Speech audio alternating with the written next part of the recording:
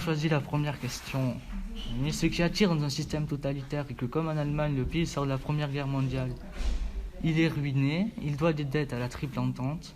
Hitler arrive au pouvoir et dit qu'il va recréer une nouvelle Allemagne. Il est sûr de lui.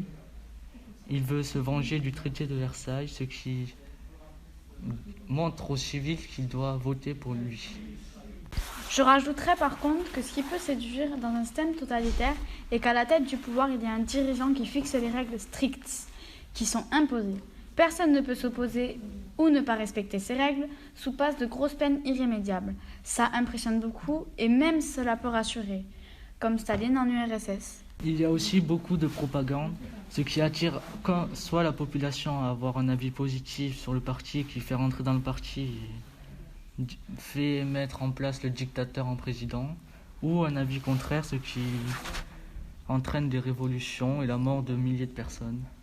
Comme dans les camps de concentration pour le nazi à la Seconde Guerre mondiale, ou les camps de goulag en URSS avec Staline. Je rajouterais aussi, ce qui peut plaire aussi dans ce système est que si on est jugé comme bon citoyen, on peut se sentir important.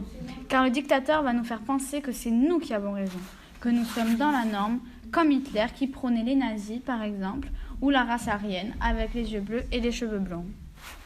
Aussi, le dictateur qui met en place montre que le bon côté de son parti pour rassurer les gens et le faire voter pour lui.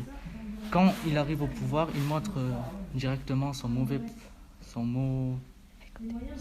côté et les gens ne peuvent plus rien faire car il est au pouvoir, comme dans le film Un ami retrouvé avec les jeunesses hitlériennes dans le film.